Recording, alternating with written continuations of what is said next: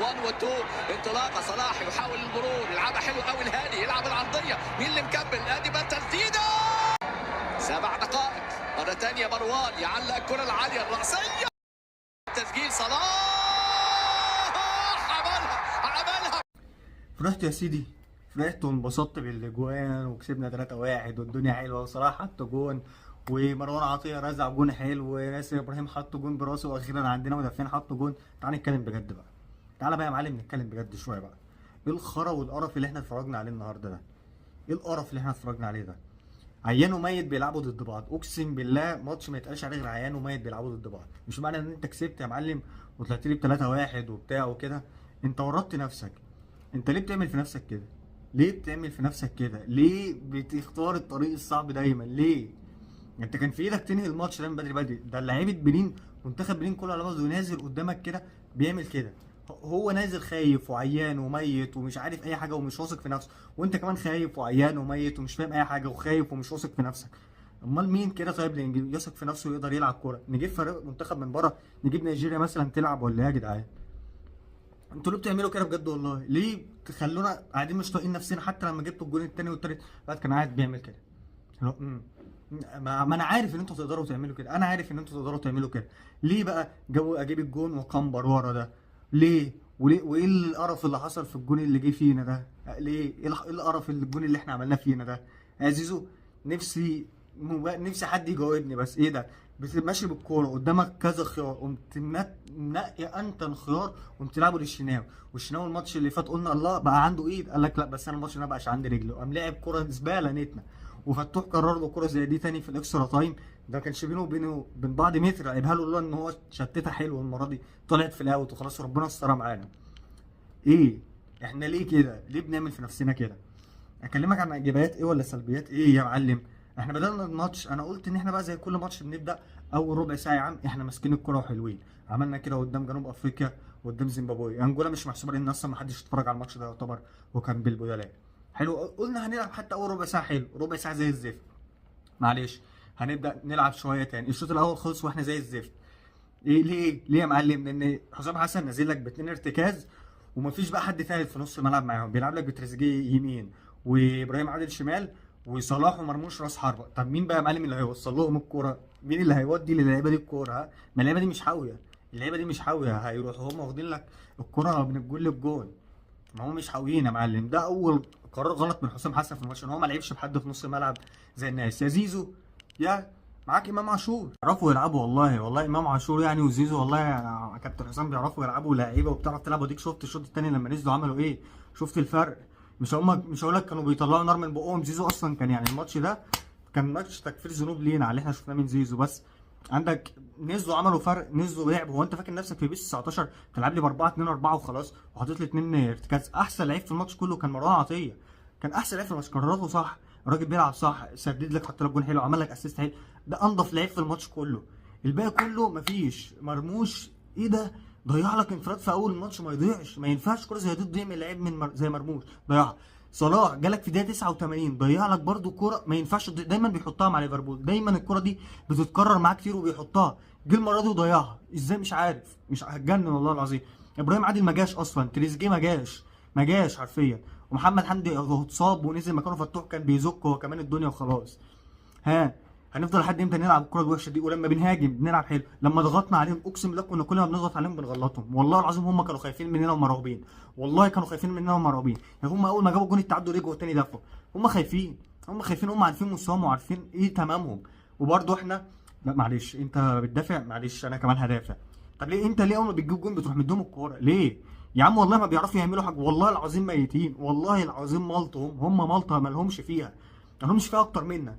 انت متخيل بقى دول صاعدين احسن توالت؟ انت مستني ايه؟ انت راجل صاعد اول مجموعه دول صاعدين احسن توالت، مستني ايه؟ كان ايه اللي تعمله في الماتش علشان يعني تبقى انت اللي هو بومبير بقى عليهم؟ يعني ايه يعملوا لك ايه تاني؟ نازلين خايفين مرعوبين مدين لك هيبتك، انت نازل وحش. حتى اول ربع ساعه اللي تعملها حلو ما لعبتش حلو، وادائك مش حلو، تحت المتوسط، القرارات غلط كتير من اللعيبه ولا اي حاجه. يعني الناس حقها تنبسط، انبسط بالماتش بس ما تنبسطش بالاداء. انبسط بالماتش اللي انت حقك تنبسط، حقك تنبسط بالقرف اللي انت شفته وال 120 دقيقه اللي انت عشتها دي ودخلت نفسك في 120 دقيقه.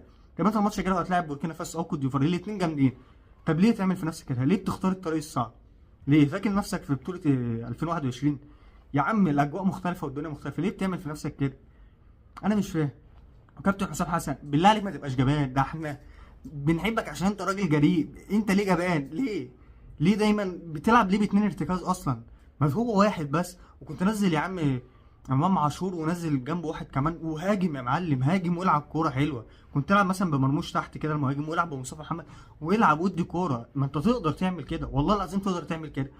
في ايه؟ انا مش فاهم بجد. خط الدفاع كان زفت، بس ها عندك ياسر ابراهيم بيحاول، رامي ربيعه حاول شويه، وياسر ابراهيم حط جون حلو، ورامي ربيعه حاول في الكوره وجات له كره شاطها بس خبطت في المدافع وفي الحارس، بصراحه كانت ممكن تيجي جون.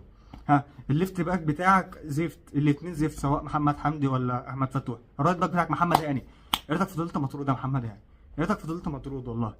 محمد الشناوي الماتش ده يعني بدات تقلقنا، الماتش بتاع جنوب افريقيا فضلنا نمجد فيك ونقول محمد الشناوي محمد الشناوي. انت ايه نسيت؟ هو انت العقد بتاعك ماتش واحد بس تلعبه حلو ولا ايه؟ محدش فاهم اي حاجه، محدش بقى فاهم اي حاجه. ربنا يستر في اللي جاي، مش هنقول غير كده. ربنا يستر في اللي جاي. انت عندك منتخبات هتنزل تدوس على وشك، وانت اوحش الحلوين. انت يعني انت مع الحلوين بس انت اوحشهم، وبفرق كمان بينك وبينهم. هنعمل ايه؟ محدش بقى عارف حاجه، والله محدش بقى عارف حاجه. ما تخلوش المكسب يخدعكم. جبنا جون حلو من مروان عطيه، جبنا جون حلو من ياسر ابراهيم، محمد صلاح بوش رجله حط لك الجون التالت، جون جميل جدا. محمد صلاح كان له كذا لمحه كده وحلوه في الماتش، وكان راجل اداؤه الى حد ما متوسط فيما جيد شويه، يعني كان بيحاول والدنيا كانت تمام. بقى هتعمل ايه في الماتشات الجايه؟ هتنزل برضو خايف؟ هتنزل متوتر؟ هتنزل قلقان؟ ليه ما انت تقدر، تنزلش خايف ولا قلقان. انزل يا معلم ودوس على وش اللي قدامك وما تخافش من اي حاجه. نيجي بقى لمنتخب المغرب. منتخب المغرب اللي ما تفهمش هو كمان ايه نظامه، ما تفهمش والله المغرب ايه نظامها. عناصر تدي انه عناصر منتخب مصر بجزمه، هي احسن عناصر في البطوله كلها، مدرب على اعلى مستوى، تنظيم الله اكبر، الناس عامله تنظيم وعندهم الجمهور وكل حاجه. الاداء باهت ليه؟ الاداء باهت ليه قدام تنزانيا دي مصر كانت بتديها 3. الاداء باهت ليه منتخب مغرب؟ مش فاهم، محدش فاهم المغرب فيها ايه البطوله دي بالذات. هو انتوا دايما اللي بيبقى عليكم السبوت وعليكم التوقعات عاليه بتخيبوا التوقعات، ولما يبقى ما عليكوش سبوت ولا حاجه بتروحوا عاليين بالسقف عالي قوي وتنزلوا بقى تعملوا بطوله ونص نهائي كاس عالم وي وي وي وي. ليه يعني؟ في ايه بجد ناقصكم عشان تعملوا بطوله حلوه؟ معاكم كل اللعيبه حلوه، ما فيكوش غير لعيب واحد بس، هو ابراهيم دياز، اللعيب اللي بيلعبها صح لحد دلوقتي. عارف ان هو مع ريال مدريد مش بيعرف يلعب بس كتير، وعارف ان هو مش هيعرف يلعب مع منتخب اسبانيا حتى لو لعب حلو مع ريال مدريد، لان منتخب اسبانيا شوف فيها كام واحد وكام واحد عليه السبوت والعين، وبتبقى الموضوع فيه تسويق والكلام ده كله. الراجل هيبقى صح، قال لك انا اروح امثل منتخب المغرب وانزل بقى في بطوله افريقيا اوريهم بقى مين هو ابراهيم دياز، وموريهم مين هو ابراهيم دياز. الراجل جاب لك جولين امبارح محدش يعرف يجيبه غير ابراهيم دياز في المغرب كلها.